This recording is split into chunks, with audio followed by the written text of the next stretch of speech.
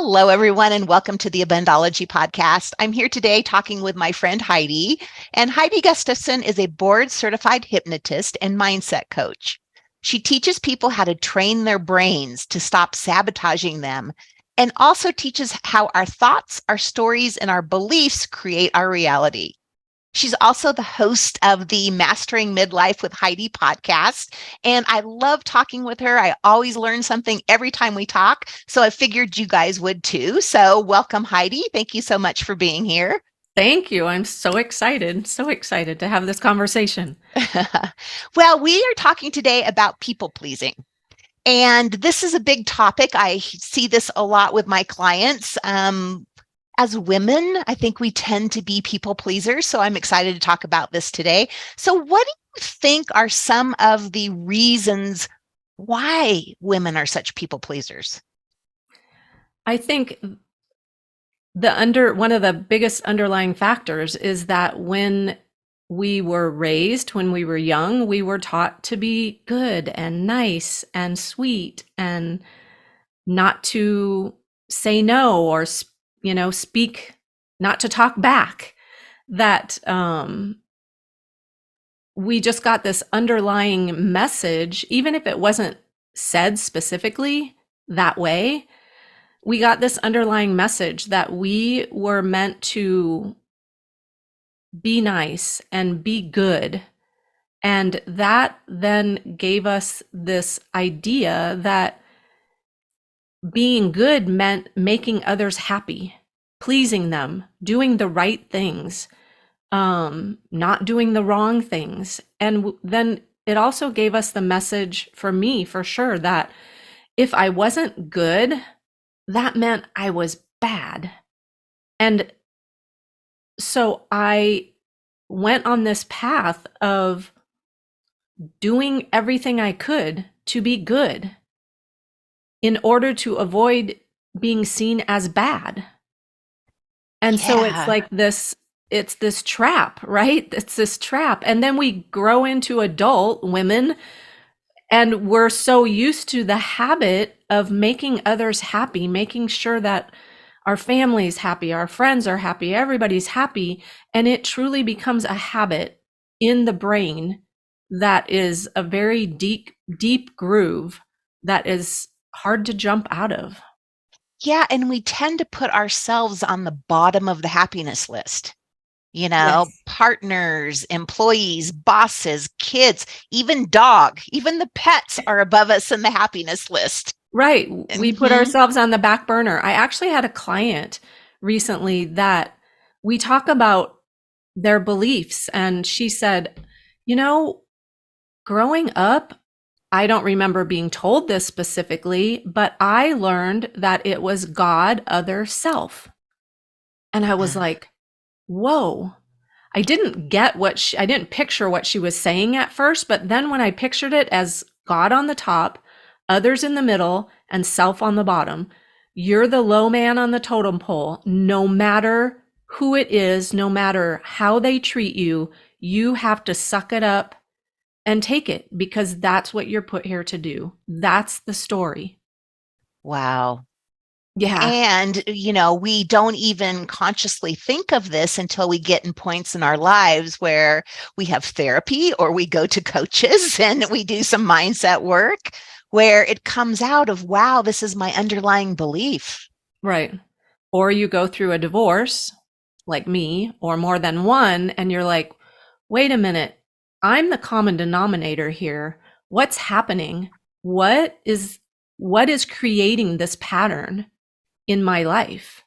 And I realized that that is one of the pivotal factors for me was a pretty nasty divorce with a person that became unhealthy in our marriage really quickly.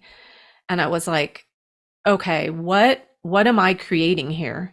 How am I attracting these people? And that's one thing about people pleasers that a lot of people pleasers don't recognize is that you are open to manipulative people and behaviors in your life because you will overlook anything in order to keep the other person happy.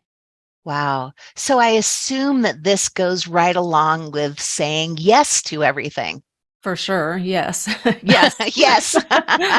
No pun intended. Yeah, we think again that in order to fit in, we have to say yes.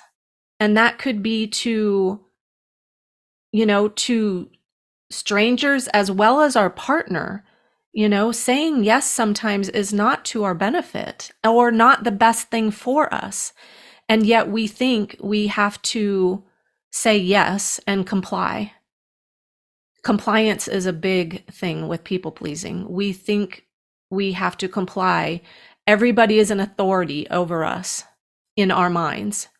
And so we have to comply to what they want. And that can be very detrimental, especially in an intimate relationship. If you're complying to someone and their behavior is abusive, even, or their words are abusive. But as a people pleaser, we think that that's our lot in life Yeah. because it wouldn't be nice to speak up. Yeah, we wouldn't be a good girl then if we said no, if we said no. Right. Yeah. So can you give us any hints for when it is the right time to say yes? How would we know that? What I tell my clients and friends that I talk to, don't say yet. If someone texts you and asks you something or calls you and asks you to be on a committee or, you know, your family's saying, "Are you making dinner?" Right? Pause and say, "Let me get back to you." And that might not be appropriate for them for dinner, but um, we we tend to react instead of taking a moment to see, okay, if I say yes to this, being on a committee, being, you know, whatever, am I going to show up? How am I going to show up if I say yes? Am I going to show up pissed off and, already resentful that how dare they take my time away from me? I said yes, right? But that's what we think, is that other people are doing this to us. Don't they know I'm busy? They shouldn't even ask. So But we're almost thinking they're reading our minds. right. And Yeah. and that they know best for us, so they should know that I don't have the time to do this. Oh, because they're the authority. Right. Yes. Right. So I guide women that I work with to, as many times as you can, say, "Let me get back to you." And then, truly get back to them 24 hours later or whatever, "I'll get back to you tomorrow." And then sit and think about it. How am I going to show up if I say yes to this? Am I a full body yes? Am I in? Is this something I really want to do? Do I want to do it? That's what people pleasers, we don't even know what we want. We don't know what we need. We don't know what we like. When I started breaking free from that pattern, I was like, I'm so used to people telling me what to do or what I need to be doing. I did it in my job. I people pleased in my job. Like, I was the ultimate, I wore the crown, the people pleasing crown, right? I didn't want to be dethroned because that meant I was bad or not worthy. Ah. So, And yeah. I mean, let's be real. We're taught this from the time that we're young. We're taught this in school, that get A's, do your homework, don't talk in class or talk more in class, and then when we get in the workforce, we're rewarded for doing a good job. And you're right. Even then, we're kind of on the back burner of what's important to us. Right. I mean, I don't know how many extra hours, I stayed at my corporate job, right? To partially to look good, because that's Mm. what people pleasing is about. It's looking good. It's not what is right for me here? And where is my value? As people pleasers, like we don't see our value. And so it's it's given, it's awarded, it's rewarded by someone else. So it's more about how you look than how you feel. As a people pleaser, yes. Yeah. Because we don't want to be perceived as bad or wrong or not perfect or not likable. The fear is like judgment. We don't want to be judged. So we put on this persona, we put on this mask that is like always happy, right? No matter how I'm feeling inside, but I think how I'm feeling is wrong. So feeling Wow. sad, feeling mad, like how many times was so angry at, someone not following through on what they promised they would do, but me not then speaking up because that would be not viewed as nice or compliant or like I was telling them they were doing something wrong. Well, they were breaking their promises, but I just kept it in. I was hospitalized from not speaking up. Wow. The stress and the anxiety that came from it. Yeah, I ended up in the ER. Well, I think so many women can relate to this, to being the good girl. I mean, we see that when people are even apologizing for, saying, I'm sorry, I didn't get back to you. I know that that's one of the things that you talk about. I listened to your podcast about that, about people saying they're sorry. So that ties right into the people pleasing. Yes, for sure, because we don't, again, want to be viewed as bad or wrong. So it's even like, think about if you're going to the grocery store, right? And you arrive at the door at the same time as someone and you're kind of vying for attention, or I mean, for, position. We're like, sorry, sorry, sorry, do I not have as much right for this space in this time? And there was nothing I did wrong. There's no reason to apologize, but we apologize.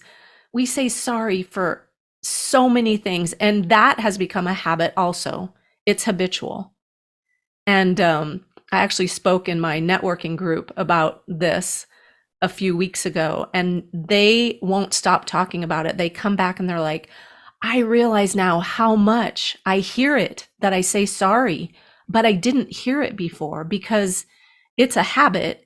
But you can break yourself of that habit just like any habit. But we say, sorry I didn't call you back right away.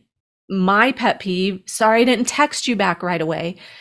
You don't owe me a text back right away. You have a life. I have a life. Just because I text you, and like I said to you, when we were growing up, if the phone rang and you were eating dinner or it was supper for me in Iowa, you did not get up from the table to answer that phone. They'll call back. But we live in such an instant gratification society now that we think our phone dings and that we're obligated. Another thing about people pleasers, we're obligated to answer right away. I started my mortgage career before cell phones, before email, and all of that. And when you were done at 5 o'clock at night, you went home. You weren't available on the weekends. And now we see this culture where people are expecting, especially salespeople, I think, to be on 24/7. Yes. And I just don't think that's healthy for any of us. One, No. I don't think it's healthy for people to expect that you are there at their call, but also for us to expect that of ourselves. It We're has, yeah, yeah, it has added so much stress yeah, to us that we live now in fight or flight 80% of the day, all the time. Because even though that doesn't necessarily feel stressful that your phone is ringing, you're never shutting down. And Right. your brain is never getting the chance to rejuvenate. And our brain weighs only 3 pounds, but it utilizes 20% of our energy every day, even when we're sleeping. So if we're constantly on alert, you know, someone's calling me in for a meeting or someone's calling for last minute whatever, or if we're constantly on alert, that means we're in fight or flight a lot. And fight or flight puts out hormones, and especially for women, women will want to hear this. Cortisol is a hormone that we pump out when we go into fight or flight because the mind thinks that we need to get away from this. There's something dangerous. And cortisol is a hormone that makes us hold on to fat, especially belly fat. So, like, there are long-term effects of this staying on our phone all the time. Even if it's social media and we think we're relaxing, we're not relaxing. That's not relaxing because you're probably getting into comparisonitis if you're on social media, right? Which is another thing that can plague people pleasers. It's so Always. so let's talk a little bit about that, about the comparisonitis and people pleasing. How does that kind of show up? So, as a people pleaser, right? One thing that goes along with people pleasing for me anyway is perfectionism, because I wanted to show up perfect. So if I get on social media, then I'm comparing myself to people who are better than me. And that puts me in the position of thinking that I'm less than, right? When I get into that. So it's, again, another vicious cycle that comparing ourselves, either we compare to we're better than I'm doing better than them, right? You can use it that way, but that's not typically the way we do it. We compare to I'm not as good as them. Yeah. And we're, of course, with their filters and the 5 minutes of their day that might have been outstanding, not the other 23 hours that that they were human. I'm going to put it that way because we all like experience that stuff. We're not perfect. Oh, for sure. Right. Yeah. Right. Yeah. I think though, when I was growing up, I thought perfect was an actual place you could get to. I think a lot of people think that. I really think that, and I thought that everyone else had already figured it out how to get there. Yep. And Yep. that's comparing, right? And so, yeah, it's this constant striving to be something else, which then leads me to that's really inauthentic. And I tell clients, and they don't, I preface it by saying, you're probably not going to like hearing this, but people pleasing is manipulative How so? because if we're not being who we truly are, we're being something else, then we're doing that to, in a way, control them, to not leave us, to like us, to accept us, to value us. But they're not liking or being with the real me. And so then when I do, like, if you get in a relationship with someone, right? But you've been inauthentic, you have been hiding because you thought it was the good thing to do. And our brain, our main goal is to survive, right? As a person. And being rejected wouldn't feel like dying, because it goes back, to our old DNA caveman, cavewoman days of like survive, don't die. And I had to be protected and accepted by my caveman or my people. Otherwise, if I was thrown out, if I was rejected, I could die back in those days, right? So, but our DNA hasn't changed much. So we want to stay in this survival. I mean, we stay in this survival mode. And that means don't show up as who I am, really am, with some flaws, and that's inauthentic, and that is being manipulative, because then when I do show my true colors, like the person is like, wait a minute, this is not who you showed yourself to be. And I don't necessarily care for that, you know, you speaking up that way. But if I had just spoken my truth to begin with, they would have known, does this work for me or does it not work for me? Well, and then talk about a cycle, because then that would feel like a death. That would be the worst thing that could happen. So you would go back to putting the mask on, the people pleasing. And so you're not getting your needs met. They are in an inauthentic relationship. They're with somebody they don't even know who that person is. But oh, wow. And then it just spirals from there. Yep. And then you Wow. go from to the next relationship, The next seeking, relationship. and Yep. that's what I did. Yeah. Seeking that approval again, that validation that I'm worthy, that I'm okay. But I thought the only way I could do it was to pretend to be someone who was okay. Like was told in high school, you're so confident. Or even, in my early 20s, 30s, probably all my life, like, you're so confident. You're so confident. And I didn't feel it inside. What they were seeing was this mask of confidence. Because if I didn't show that I was confident or that I had a fault, then the fear was I would be rejected. So, mask of confidence, and then also mask of happiness. You Yes. mentioned that earlier too. Yes. Yep. Yeah. Happy, I'm happy, you're happy, don't rock the boat, right? If I'm not happy, if I bring up something that's going on that I'm truly not happy with, but if I bring that up, that's going to rock the boat.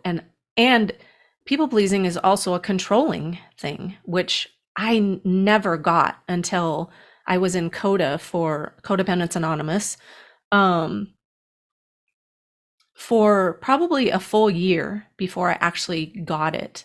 Because I'm like, I'm not controlling. I'm so nice. I'm so easy to get along with. Like, I'm not controlling. I fought against this controlling thing. And then one day I realized I was actually going to a therapist, and she said, why is it that you think you have to cover up for other people? Because I would cover up for partners when they were, being verbally abusive or not following through on their commitments. I would cover up for them. And I was like, I don't know, but I'm going to figure this out. So I went home, started, like, I knew there was an answer somewhere. And suddenly it came to me, that was my way of controlling the outcome. Ah. So if I didn't tell on them, then I could depend on their continued behavior in this way, even though it was not good. But I didn't have to worry about something blowing up in my face. I could control the outcome. But look how devastating that can be, right? Because I had so much fear of retribution or retaliation from the other person, of me speaking my truth, I didn't speak my truth. And that's controlling. Wow. So clearly, because these beliefs and these thoughts are so ingrained in our being from the time we're little kids, this makes such sense to me now while we're talking about this, because hypnosis is probably one of the best tools that you can use to change these beliefs and thoughts. The best. The best. Yeah. Because what happens is all of those beliefs and habits and, all the negative self-talk is in the subconscious mind. And the subconscious mind is 95% of our existence. It runs our day 95% of the time. The logical thinking, like what we're doing right now, is only 5% of our day. All the rest comes from the subconscious. And unless you can open the door to the subconscious, it's very, very difficult to change a belief or a story or a habit. That's why people who are trying to work out at the beginning of the year, right? 2 weeks in and they're like, okay, I'm done with that. Or trying to eat healthy because they're trying to willpower their way through it. And willpower is in the conscious mind. So it's only 5% of your power. And who named it willpower? I have no idea. Somebody named Will. Exactly. Yeah, right. But there is no power in willpower. It's like a cell phone battery. It dies. It's going to die. And so hypnosis, as we get into the relaxed state of hypnosis, and that's all it is a relaxed state. It's like when you're a kid and you're imagining, oh, I'm gonna fly to the moon, or I'm imagining a vacation on the beach, right? We use our imaginations a lot when we're kids. We're in a hypnotic state as kids until about this age of 7 or 8, automatically. Or have you ever been driving somewhere deep in thought, right, while you're driving, because it's so automatic? Driving is a habit, and you missed your turn. And then you realize 2 blocks later, I just missed my turn. You were in a hypnotic state. So the only way to get in there and rewire those neural pathways, which is what all of our habits and thoughts and limiting beliefs are, pathways in the brain that have just joined together, and they're like, it's really hard to get us apart. But hypnosis is what allows us to get in there and rewire, make a new pathway. Because if I say to you, it's lightest at nighttime, you're like, no, it's not, in your logical mind, right? You know it's lightest during the day. In hypnosis, we open up that gateway so that a belief that you maybe don't believe currently, we can rewire that belief. So if I believe I'm not worthy, in the conscious mind, you say, or that, I can't lose weight. You say, yes, you can, but in my conscious mind, I don't believe it. We have to get into the subconscious, and that's what hypnosis allows us to do. And then once we do that, it's really fast. The transformation is really fast. That's so interesting. I have to say, I can kind of relate to this because people, when I talk with them too, they have some ideas about life, and that maybe they don't trust their intuition or themselves. But if the spirit guides happen to say, da da da da da, oh, we believe it then. So that's why I think there's a lot of quick transformation when I talk to people. It's a similar thing. Right. It's almost like you're tricking the brain. Yes. That, Yes. yeah. Yeah. It's very That is interesting. Right. So kind Yes. of this all really leads back to, I would say, like self-love. Yes, for sure. Mm-hmm. Yeah. And again, I think we were trained that to talk about ourselves or love ourselves was wrong. That was selfish. To boast about something that we had accomplished, right? When we were kids. I don't know how many times I was told, don't talk about yourself. Don't talk highly of yourself. That's wrong to do that. And so, like, I learned that it felt wrong to like care about myself, that felt selfish somehow, to put myself in high regard, and not in a way of, that I'm better than, but at least that I'm equal to. Like, I have the right to hold this space. But again, as I think, as people pleasers and being taught to be nice and good, that's not nice. It's not nice to think highly of yourself. It's not nice to say things that you're good at either, because the other person might not be good at them, and you might hurt and you might hurt their feelings. Exactly. Yes. Yes. Yes, for sure. So, and self-love, self-care, I talk about that. Um, People think that that's, bubble baths and champagne, right? That's Yeah. not self-care. Self-care is self-love, compassion, acceptance, like radical acceptance of ourself, not wanting to get rid of the parts that we don't care for in ourselves. Like, I'm super sensitive and I can cry at the drop of a hat. You know that from, sessions with you. Like, it's really easy. And I was told growing up, stop crying. So I thought that that was a bad thing. And then I became embarrassed if I would get emotional at something, and I would try to hide my emotions. Now I see that it's a gift, because I can be vulnerable and show my emotions. It allows other people to go, oh, wow, it's okay to be vulnerable and show your emotions. And because I'm sad, or I can cry when I'm happy too. Like, I see people reuniting at the airport and it's like, I'm crying.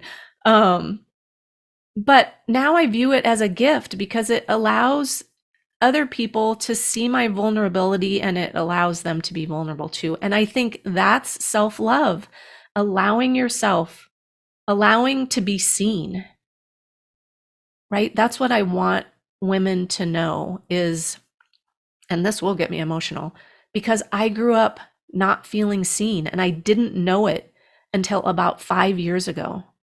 I didn't discover it until I was 55, that I never felt seen, and therefore I never felt heard.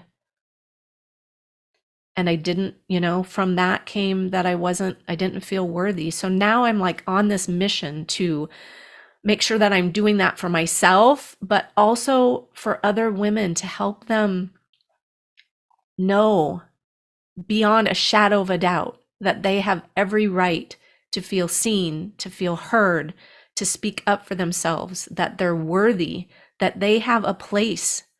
They were put here for a purpose and a reason. Maybe they don't know what that is yet, but it's not about other people. It's about them. And I've been seeing twice in the last week, which this word is not common to me, reverence.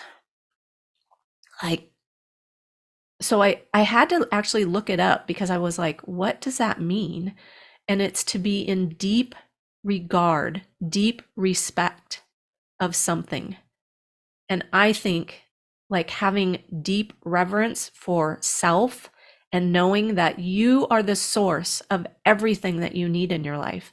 Not to say you don't need other people, but you don't have to look outside yourself for validation or respect or honor or love, any of that. It all starts with you. It all starts with me, inside. Wow, that's very powerful. And I think we forget that, because we're searching for whatever it is that we want out there. Where people, social media is great for this. Yep. As many likes, Like, look at my new Yes. shirt. The more likes it gets, the more I like my new shirt, when I can just love my new shirt Right. without anybody liking it. Yes. Exactly. Yes. Exactly. Yeah. Well, I love talking with you. We could talk about Yes. this stuff for hours, Forever. forever. You have I will put a link to Heidi's podcast in the show notes, because you have some wonderful episodes in there Thank that you. kind of break down what we've taught, many of the things we've talked about today, but more in depth. Right. Yeah. Right. You also have a really great downloadable that I love, 20 Ways to Say No Without Guilt. I thought that was And perfect. the sub caption of that is, or feeling like a bitch. Or feeling like a bitch. Yeah, that's great.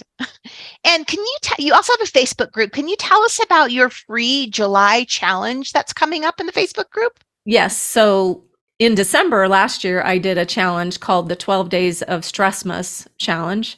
And it's the easiest challenge, non-challenge that you'll ever do. So I'm kind of repeating it, but with new topics.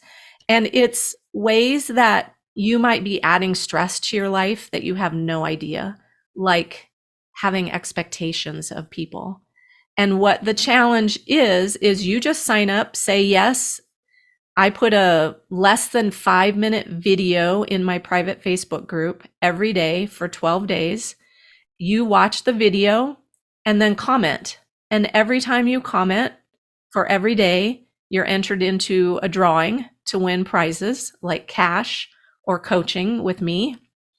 So it's the easiest non-challenge you'll ever do. And I had so many people in December say, "Oh my gosh, it feels like you're in my head." So I know the topics were really hitting home, but we have expectations of people, and then we end up being resentful because they didn't meet our expectations, but expectations are just premeditated resentments. So things like that add stress to our life that we don't even realize that we're that doing. that we're doing. Yeah. Yep. That's fabulous. I will put a link to sign up for your Facebook group also in the Yep. show notes. Okay. Yeah. And you can get more info. What's your websites? Masteringmidlifewithheidi.com.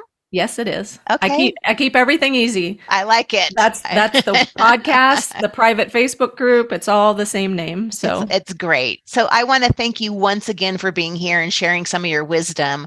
I'm sure so many of us can see ourselves in the things that we talked about today. yeah, So thank you so much for your time and offering this to me. It's been amazing. I've enjoyed it so much.